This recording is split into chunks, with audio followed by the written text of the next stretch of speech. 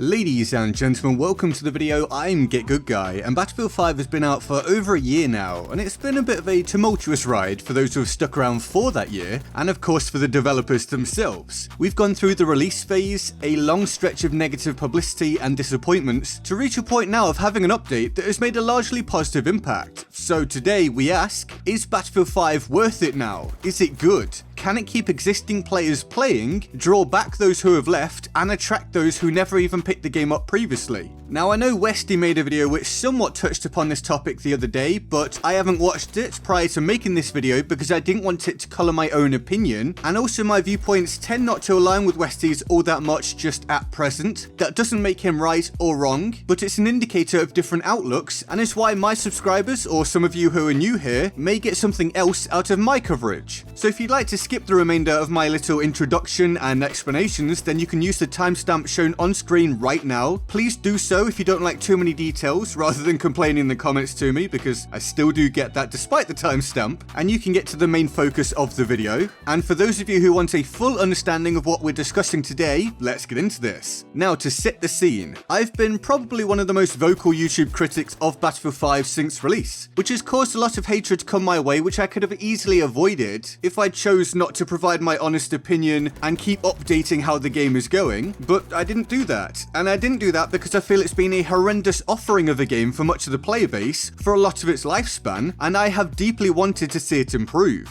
Long-term viewers appear to have noticed though that in recent times I've made far less negative videos, and this is because of what I've always said. The negative videos aren't being forced out purely to get views, they were made as a reflection of what was on offer, and honest coverage is exactly that, honest coverage. Whether the game is good or bad is the controlling aspect of that, or more specifically, whether the surrounding issues or specific issues are good or bad. And this also indicates that for me, things have absolutely improved, which starts us off on a somewhat positive note for this video. Okay, with that said, thank you for being patient. Let's dive into the core subject matter. We'll begin with content. There's now over 50 primary weapons to choose from. More than 50. And not weapon variants like in Battlefield 1, meaning the same weapons had different versions of themselves. No, more than 50 unique individual weapons you can utilize, set up how you like via the specializations, and then try to master. I don't think I've ever raised this point before, but that's a damn strong number. And I'm not comparing to previous Battlefield titles here, and I won't for any of what I talk about today when it comes to numbers, although I will likely make comparisons on more conceptual topics, but I'm not comparing numbers because it's almost totally irrelevant now at this point. This is the current game, and this is the amount of content we have, and I'd say that over 50 primary weapons after a year of the game being out is a very strong number. If you enjoy gunplay and having lots of options to try out, then this is an extremely strong aspect that should grab your attention, and that goes along with all the sidearms, gadgets and vehicles, meaning there really is a lot to get your hands on in terms of things you can directly interact with. So what about the maps? Well, this is a subject where there's an almost undeniable reality. For far too long, Battlefield 5 didn't have enough maps to keep a lot of players interested. It took too long for new ones to arrive. We saw delays, we saw non-specific deadlines, we saw bugs, we saw some poor design. So this was absolutely a problem, but after a year, what's the total number? Well, we have 17 playable maps. This could of course be better. It has caused a lot of frustration due to what I've just mentioned, but if you've never played the game before, or if you walked away from it for a while, well, I'd say 17 maps is more than enough to get your teeth into, and it's a far better position for existing players than we were in even just a short time ago, really. I personally no longer feel like I'm seeing the same maps come up over and over again, and if you were to play every map back to back once in a game that took, let's say, 20 minutes, that would be 5 hours and 40 minutes to just play them all once in a shortish game with absolutely no breaks in between. I think that's fairly strong, and it's helped by the two latest maps, Iwo Jima and Pacific Storm, being especially well received by the vast majority of the player base, if not everyone of course. If DICE can keep that up, then I'd say there won't be too much for many to complain about when it comes to the maps on BF5. As for playable modes, well, this is a bit of a different story. There seems to be disappointment about modes from a fairly large section of the community, but it's an issue that isn't at the forefront of discussion currently due to the recent well-received update and other issues to consider instead. But there are 9 PvP multiplayer modes, which sounds okay, but we've seen 2 modes that were permanent at release, Frontlines and Domination, be relegated to limited time modes, meaning they're playable for a week just here and there. Rush and Outpost are also limited time modes, and the big hitter modes, Grand Operations, has been a flop according to the majority of the player base. So if you take out the limited time modes, and for the sake of this topic, grand operations for being pretty overwhelmingly unpopular, you have 4 modes left: Conquest, Breakthrough, Squad Conquest, and Team Deathmatch. And I said I'm not comparing numbers with previous titles, so I won't, but I will say that for a Battlefield game, this is significantly less than expected and is a real downside. It's why you're watching me right now play Team Deathmatch in this video, and a fair few other ones I produce. It's one of the few ways I can actually have fun on this game now after a year, because 2 of the modes I really enjoy, Rush and Outpost. I just realized there's grind mode as well. Sorry, I just interrupt myself. There's grind as well, but that's also limited time. Back to the point. Rush and Outpost simply aren't playable the vast majority of the time, along with grind. And my main mode that I played almost all the time, Frontlines, was dropped as a permanent mode, so I barely ever get to play that either. I'm sure there will be plenty of others out there who have a similar gripe, and we're in this position essentially because of some pretty low player numbers at times in this game's lifespan so far. If you have 9 or 10 playable modes at all times with a similar player base, you get issues with low populated lobbies, long wait times to find full games, poor connections as people search outside of their region, and all that kind of stuff. And it's a reality we have to suffer due to this game's underperformance in the past year. This especially isn't helped by some players feeling that Squad Conquest and Team Deathmatch, 2 permanent modes, play out quite similarly, at least in terms of the core gameplay in there, or indeed that Squad Conquest and a limited time mode Domination are somewhat similar as well, if not more so. So yeah, there's a dearth of options to entertain yourself when it comes to modes most of the time. And I've just now checked, the reason I didn't list grind was because in Battlefield, in the list of modes, it doesn't have grind on there for some reason. It has the other limited time modes, but not grind. So if there's any other modes I've not thought of, it's because they're not on the list for some reason, and also they're going to be limited time, so they only add to my overall points. I don't know what's up with the menus in this game, but whatever. That's a different issue. Anyway, this leads me to a separate but somewhat more positive point. If you want to enjoy this game,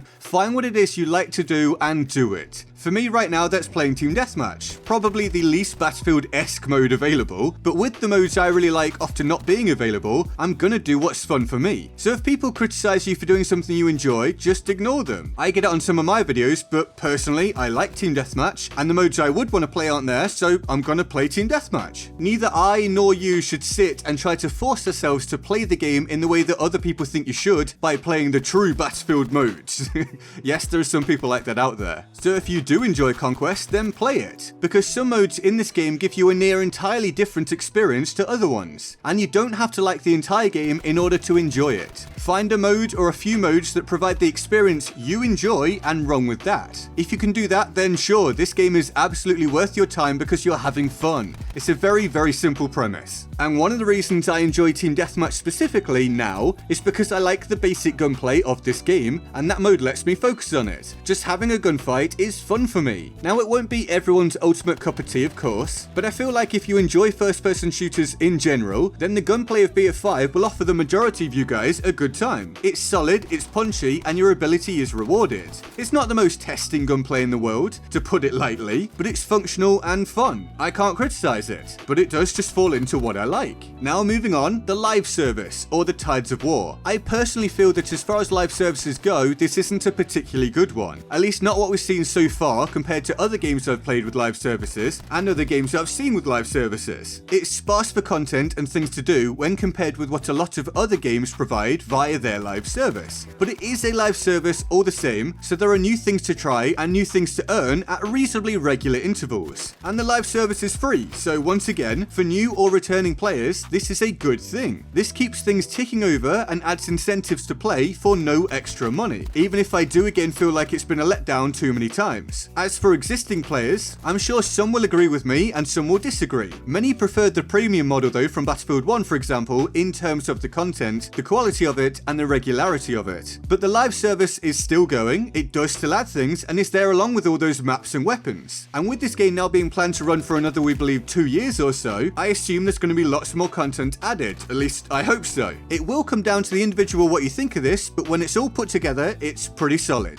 Now of course there are other problems that it would be irresponsible not to mention in a video like this, but I don't want to go in mega hardcore on them as I've covered basically all of them in depth in previous pieces of content, and I don't want this to get super negative when it doesn't really need to be at this stage. So let's hit them all very quickly. There's the lack of RSP or private servers, which players have been waiting for a year now since release, and it was planned to come at an earlier point and then was delayed and we're still waiting. That's not a case, it's something that Battlefield pretty much needs compared with a lot of other games, and players have become accustomed to having it. It allows them to mold the game into what they enjoy, allows competitive play to grow, and provides the option for hackers to be kicked. Private games are coming at some point relatively soon, we believe, so that's good and it will help when they arrive, but as of right now, it is a black mark for Battlefield 5 not having private games. Now, as I just mentioned, hackers, yes, there's a problem. A pretty massive one actually when compared with other games out there. Hackers claim that Battlefield 5 is their dream game because it's just so easy to do and the system in place simply doesn't catch and punish them anywhere near often enough. On console, this isn't a significant issue, although there are people using Cronus Max adapters and stuff like that, but on PC, it can be game destroying. Some claim to barely ever see a hacker, whereas others claim it's rife. A lot does depend on which region you're playing in, and I've personally been given footage of what goes on in Asian servers, and to put it lightly, it's a bit of a joke. It's embarrassing how little has been done. I simply can't defend that aspect of Battlefield 5. Moving on, there are still bugs. The game does still freeze and micro stutter at times, although not for all players, which is weird but absolutely true, and this is on both PC and console by the way. It does still sometimes feel clunky. The team balancer is either broken or non-existent, as it never ever seems to reassign players effectively between each round, and for the record, I'd be in favour of random reassigning between rounds aside from players in set parties, just so lobbies are a bit more varied and balanced without being forced to balance and getting into skill-based matchmaking and stuff, because I don't think that's a good idea either. And following on from that, sometimes the number of players on each team can still be wildly different as well for no discernible reason, which is the ultimate balance destroyer and has no place being in this game, especially not after a year. Now there's also some poor vehicle play design and balancing, at least if you ask some people. There's the pretty much undeniably slow meta in many modes due to the difficult visibility, lack of traditional spotting, and abundance of bipod or pro-focus weapons in the game, which also happen to be hyper effective. That's not good design. The easiest stuff to use should not be the most effective, and it seemingly can't be altered due to how ingrained in the original design it actually was. And for those of you that are going to scream about realism, I will get into the main aspect of that in a minute, but let me just say when it comes to MMGs and such, the issue is not that it's got to be that way because it's realistic. We're not talking about that, and I'm very, very tired of hearing it. I'm also not blaming people for using them because they're in the game. What I'm saying is that for a game, in terms of balance, in terms of flow, it's not good design, and it's why you don't see this in pretty much any other first-person shooter. I hope that is clear. And leading on from that, perhaps the biggest problem of them all is that BF5 has had a muddled development and thus hasn't nailed itself down as one thing for a specific audience. It's not hyper-realistic and hardcore focused, but it also seemingly isn't made purely for fun and casual play. Now you don't have to lean just one way or the other, but hitting the exact middle ground is kinda weird, especially for a Battlefield game where sometimes it's put to the audience as being or planned to be a realistic shooter based upon real events and all this sort of stuff, but then you also get just ridiculous things thrown into it that just don't follow that mantra. It's an awkward mix of frustrating mechanics in order to suit realism, but with totally unrealistic cosmetics and certain other mechanics thrown in, like the katana at the minute, which a lot of people are enjoying and that's fine, but it confuses me that some of the people that complained about realism and stuff are out there running around with a sword meleeing down,